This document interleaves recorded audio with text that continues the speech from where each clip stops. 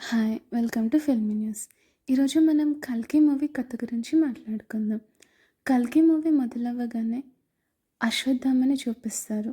మహాభారత యుద్ధంలో తన తండ్రిని పాండవులు కృష్ణుడితో కలిసి మోసం చేసి చంపారన్న కోపంతో పాండువంశం నశించిపోవాలి అని ఒక అస్త్రాన్ని వదులుతారు. ఆ అస్త్రం గర్భిణిగా ఉన్న ఉత్తర అంటే అభిమన్యుని యొక్క భార్యకి తగిలి తన కడుపులోని శిశువు చనిపోతుంది. దీంతో కోపం తెచ్చుకున్న కృష్ణుడు, నువ్వు ఒక గర్భస్థ శిశువుని చంపావు, నీకు 3000 సంవత్సరాలు పుండ్లతో శరీరం అంతా గాయాలతో రక్తంతో బాధను అనుభవిస్తూ చిరంజీవిగా బతుకుతావు. నీ శాప విమోచనం మళ్ళీ కల్కి అవతారంగా నేను జన్మించేటప్పుడు కడుపులో ఉన్న నన్ను కాపాడినప్పుడే విముక్తి కలుగుతుంది అని అంటాడు. ఇప్పుడు కథ ప్రజెంట్లోకి వస్తుంది. ప్రజెంట్ అంటే 2898. ఇక్కడ వరల్డ్ అంతా ఒక పోస్ట్ అపోకలిప్టిక్ వరల్డ్ లాగా ఉంటుంది. అంటే వరల్డ్ అంతా డిస్ట్రాయ్ అయిపోతుంది. ఎక్కడ చూసినా ఎడారి, విషవాయువులు, రేడియేషన్. ఓన్లీ కాశీనగరం మాత్రమే మిగిలి ఉంటుంది. కాశీనగరంలో కూడా ప్రజలంతా ఏం సంతోషంగా ఉండరు. ఎందుకంటే న్యాచురల్ రిసోర్సెస్ అన్నీ సుప్రీం యాస్కిన్ అనే ఒక విలన్ కంట్రోల్లో ఉంటాయి. ఈ సుప్రీం యాస్కిన్ టెక్నాలజీ సాయంతో 200 సంవత్సరాల నుంచి బతుకుతూ ఉంటాడు. అండ్ భూమి మీద ఉన్న కొద్ది రిసోర్స్ని కబ్జా చేసేసి భూమికి ఆకాశానికి నడుమ ఇన్వర్టెడ్ పిరమిడ్ లాగా ఒక వేలాడే నగరాన్ని నిర్మించి అందులో ఓన్లీ డబ్బున్న వాళ్ళకి ప్రవేశం పెట్టేస్తాడు. అండ్ కాంప్లెక్స్లో బతకాలంటే 1 మిలియన్ యూనిట్స్ ఉండాలి. మిగిలిన కొద్ది ప్రజలు ఆ కాంప్లెక్స్కి వెళ్ళడానికి ఎంతో కష్టపడుతూ ఉంటారు. ఈ కాశీనగరంలో గంగా ఎప్పుడో ఇంకిపోయి ఉంటుంది. కొన్ని బొట్లు మాత్రమే మిగిలిపోయి ఉంటుంది. నీరు అనేది బంగారం కంటే విలువైనది. ప్రజలు నీళ్ళ కోసం చంపడానికి కూడా ఆలోచించరు. అలాంటి కండిషన్లో ప్రజలు బ్రతుకుతూ ఉంటారు. అండ్ ఇక్కడే బౌంటీ హంటర్స్ కూడా ఉంటారు. ఎవరైతే కాంప్లెక్స్కి వ్యతిరేకంగా పోరాడుతూ ఉంటారో వాళ్ళని పట్టుకుంటే కొన్ని యూనిట్స్ ఇస్తాము అని కాంప్లెక్స్ వాళ్ళు చెప్తూ ఉంటారు. కాబట్టి కొంతమంది బౌంటీ హంటర్స్ ఉంటారు. హీరో కూడా వాళ్ళలో ఒకడు. అండ్ మీకు డౌట్ రావచ్చు, ఇంత దుర్భరమైన పరిస్థితుల్లో కూడా కాంప్లెక్స్కి వ్యతిరేకంగా ఎవరు పోరాడతారు? అప్పుడు మీకు తెలుసుకోవాల్సింది శంబాలా గురించి. శంబాలా అనేది కల్కి సినిమా కోసం తయారు చేసిన ఒక కల్పిత సిటీ అయితే కాదు. ఇప్పటికి కూడా హిమాలయాల్లో ఎక్కడో శంబాలా ఉంటుంది అని చాలామంది నమ్ముతారు. మన పురాణాల్లో తెలిసిన వాళ్ళే కాదు, ఈవెన్ హిట్లర్ కూడా శంబాలా గురించి వెతికాడు. శంబాలా అనేది ఒక సీక్రెట్ సొసైటీ, ఇల్లుమినాటి లాగానే. ఈ సీక్రెట్ సొసైటీ హిమాలయాల్లోని ఎవరెస్ట్ లేదా కైలాస పర్వతం దగ్గరలో ఎక్కడో ఉంది అని అంటారు. ఇందులో ఒక ఇన్విజిబుల్ ఫోర్స్ ఫీల్డ్ ద్వారా బయట ప్రపంచంతో ఐసోలేట్ అయ్యి ఉంటారు. చాలా మంచి వాళ్ళు, మనసులో ఏ స్వార్థం లేని వాళ్ళకు మాత్రమే ఈ ఫోర్స్ ఫీల్డ్ ఓపెన్ అవుతుంది అని ఒక సేయింగ్. ఇప్పుడు ఈ శంబాలాన్ని నాగశ్విన్ చాలా బాగా యూజ్ చేసుకున్నారు. అన్ని నగరాలు పాడైపోయిన తర్వాత శంబాలా ఒకటే మిగిలి ఉంటుంది. కాంప్లెక్స్ కట్టి సుప్రీం యాస్కిన్ న్యాచురల్ రిసోర్సెస్ మీద మొత్తం కబ్జా చేయడం వల్ల శంబాలా ప్రజలు వాళ్ళ మీద యుద్ధం ప్రకటిస్తారు.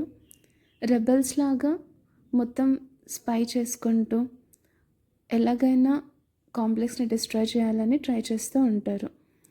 అండ్ శంబాలా వాళ్ళ పురాణాల ప్రకారం దేవుడు కల్కి రూపంలో మళ్ళీ భూమి మీదకి వస్తాడు. అప్పుడు వాళ్ళకి దగ్గర ఉన్న ఒక మణి వెలుగుతుంది అని.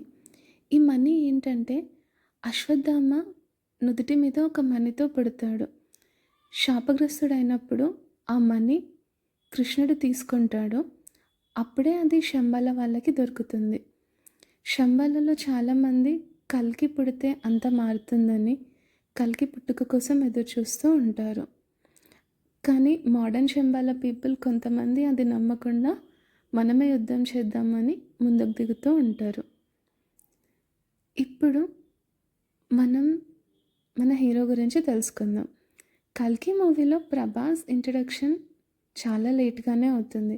అండ్ ప్రభాస్కి ఇచ్చిన స్క్రీన్ టైం కూడా తక్కువే. కానీ ప్రభాస్ ఎందుకు ఈ కథ ఒప్పుకున్నాడు అని ముందు ముందు మీకే తెలుస్తుంది.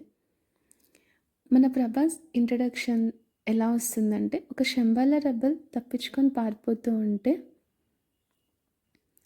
మన బౌంటీ హంటర్స్ అందరూ వాటిని వెతుకుతూ ఉంటారు. అప్పుడే మనకి బుజ్జిని చూపిస్తారు. బుజ్జి అనేది ఒక ఆర్టిఫిషియల్ ఇంటెలిజెన్స్. కాంప్లెక్స్లో నుంచి పడ్డ జంక్యార్డ్లో మన హీరో ప్రభాస్ పేరు భైరవ తీసుకొని తన కార్కి అటాచ్ చేసుకుంటాడు. అప్పటి నుండి భైరవ యొక్క బెస్ట్ ఫ్రెండ్ ఈ ఆర్టిఫిషియల్ ఇంటెలిజెన్స్ అయిన బుజ్జి ఉంటుంది. బుజ్జి ఆ శంబాల రెబల్ని చూసి తన పైన 5000 బౌంటీ ఉంది అని ప్రభాస్కి చెప్తుంది. ప్రభాస్ ఒక పెద్ద ఫైట్ చేసి ఆ శంబాల రెబల్ని పట్టుకుంటాడు. కానీ ఆ శంబాల రెబల్ మన ప్రభాస్ అనగా భైరవకి పెద్ద ఫ్యాన్. భైరవని పొగుడుతూనే ఉంటాడు. అప్పటికి ఇంకా ప్రభాస్ తన్ని అప్పచెప్పడు, కానీ తన దగ్గర ప్రిజనర్ లాగా పెట్టుకుంటాడు. ఇప్పుడు మనం ప్రభాస్ క్యారెక్టర్ గురించి మాట్లాడుకుందాం. ప్రభాస్ కొంచెం లేజీ, చాలా పవర్ఫుల్, వెరీ గుడ్ ఫైటర్. ఎన్నో దేశాల పోరాటంలో తను పాల్గొని అన్నీ డిస్ట్రాయ్ అయిపోయిన తర్వాత అలా మిగిలిపోయి ఉంటాడు. అండ్ ప్రభాస్ యొక్క వీక్ పాయింట్ ఏంటంటే కాంప్లెక్స్. ఎలాగైనా 1 మిలియన్ యూనిట్స్ సంపాదించి కాంప్లెక్స్లోకి వెళ్ళాలనేది తన డ్రీమ్. తను పొద్దున్న లేచినప్పటి నుండి రాత్రి పడుకునే వరకు కాంప్లెక్స్ గురించి మాట్లాడుకుంటూ ఉంటాడు. అయితే ప్రభాస్కి ఒక చిన్న ఫ్లాష్ బ్యాక్ ఉంటుంది. యాక్చువల్లీ ప్రభాస్ని పెంచింది దుల్కర్ సల్మాన్ ఒక పైలట్. తనకి ప్రభాస్ దొరుకుతాడు ఒక చిన్న బౌల్ లాంటి దానిలో. అప్పటి నుండి ప్రభాస్ని దుల్కర్ సల్మాన్ పెంచుతాడు. కానీ కాంప్లెక్స్ వెళ్ళాలన్న కోరికతో దుల్కర్ సల్మాన్ ప్రభాస్ని అమ్మడానికి సిద్ధపడతాడు. అప్పుడు ప్రభాసే దుల్కర్ సల్మాన్ని అమ్ముతాడు. కానీ దుల్కర్ సల్మాన్ అప్పుడు నవ్వుతూ, వెరీ గుడ్, నీకు అన్నీ నేర్పించాను, ఈ ప్రపంచంలో ఎలా బతకాలో కూడా నేర్పించాను, ఈ ప్రపంచంలో ఇలా ఉంటేనే బతకగలుగుతాము, ఇది సత్యకాలం కాదు కలికాలం కాబట్టి అని వెళ్ళిపోతాడు. అప్పటి నుండి ప్రభాస్ ఒంటరిగానే ఉండి కాంప్లెక్స్కి వెళ్ళడానికి డబ్బులు సంపాదిస్తూ ఉంటాడు. బట్ తన బ్యాంక్ బ్యాలెన్స్ 0 ఉంటుంది. ఎందుకంటే ఎంత సంపాదించినా ఎలాగో తెలియకుండా తన డబ్బులు వెళ్ళిపోతూనే ఉంటాయి, ఏదో రూపంగా ఖర్చు అయిపోతూనే ఉంటాయి. ఈ ప్రిజనర్ని కూడా అప్పచెప్పలేకపోతాడు. తన ఇంట్లోనే బంధించి పెడతాడు. తన ఇల్లు అంటే తనకు ఇల్లు అంటూ ఏమీ ఉండదు. బ్రహ్మానందం ఇంట్లో రెంట్కుంటాడు. బ్రహ్మానందానికి అద్దె కూడా పే చేయడు. ఇక్కడ ప్రభాస్ మాట అంటే ఎవరికి నమ్మకం లేదు. అందరికీ ప్రామిస్ చేస్తూ ఉంటాడు, కానీ ఏ ప్రామిస్ని నిలబెట్టుకోలేకపోతుంటాడు. ఇప్పుడే మనకి దిశ పటాన్ని చూపిస్తారు. తను ప్రభాస్ యొక్క ఫ్రెండ్. తనకి అప్పుడే కాంప్లెక్స్లో జాబ్ వచ్చి ఉంటుంది. తనని చాలా బతిమలాడుకొని ఒక్క 1 అవర్ కాంప్లెక్స్లో పని చేయడానికి పర్మిషన్ తీసుకుంటాడు. అండ్ అక్కడికి వెళ్ళిన తర్వాత పని చేయకుండా మొత్తం కాంప్లెక్స్ అంతా తిరిగి చూస్తాడు. దాంతో వాళ్ళు మెడ పట్టుకొని ప్రభాస్ని బయటకు గెంటేస్తారు. కిందికి వచ్చిన ప్రభాస్కి ఆ కాంప్లెక్స్ ఇంకా నచ్చేసి ఉంటుంది. కాంప్లెక్స్లో వాటర్ ఉంటుంది, గాలి ఉంటుంది, స్వచ్ఛమైన గాలి, వాటర్. అండ్ వాళ్ళు ఆర్టిఫిషియల్గా ఒక చిన్న లేక్ని సముద్రంలో కనిపించేలాగా చేస్తూ ఉంటారు. అక్కడ టేబుల్ నిండా ఫుడ్ ఉంటుంది. ఇక్కడ వీళ్ళకి ఫుడ్ సరిగ్గా దొరకదు. సో ఎలాగైనా కాంప్లెక్స్కి వెళ్ళాలని ట్రై చేస్తూ ఉంటాడు. అండ్ కాంప్లెక్స్లో ప్రాజెక్ట్ కే అని ఒకటి స్టార్ట్ చేస్తారు. ప్రాజెక్ట్ కే అంటే మన సుప్రీం యాస్కిన్ ఉన్నాడు కదా, విలన్. 200 సంవత్సరాలుగా టెక్నాలజీతో బ్రతుకుతూ ఉన్నాడని అతను ఒక ఫార్ములా కనిపెడతాడు. ఆ ఫార్ములాతో ప్రెగ్నెంట్ ఉమెన్ పిండంలోకి పంపిస్తే అది 120 డేస్ అయిన తర్వాత ఆ పిండాన్ని చంపేసి ఆ సీరమ్ని ఎక్స్ట్రాక్ట్ చేసుకోవాలి అనుకుంటాడు. ఆ సీరం ఏంటనేది మనకి ఇంకా చెప్పడు. సో అలా అతను ట్రై చేస్తూ ఉంటాడు. కానీ ఎవ్వరు కూడా 90 డేస్ కంటే ఎక్కువగా ఆ ఫార్ములాతో ఉన్న పిండాన్ని మోయలేకపోతూ ఉంటారు. అండ్ 90 డేస్ కంటే ఎక్కువగా ఉన్నప్పుడు వాళ్ళు చనిపోతూ ఉంటారు. మన హీరోయిన్ దీపిక, తను కూడా ఫార్ములాతో టెస్ట్ చేస్తారు. బట్ ఎలాగో అలాగా టెస్ట్ నెగటివ్ చూపిస్తుంది.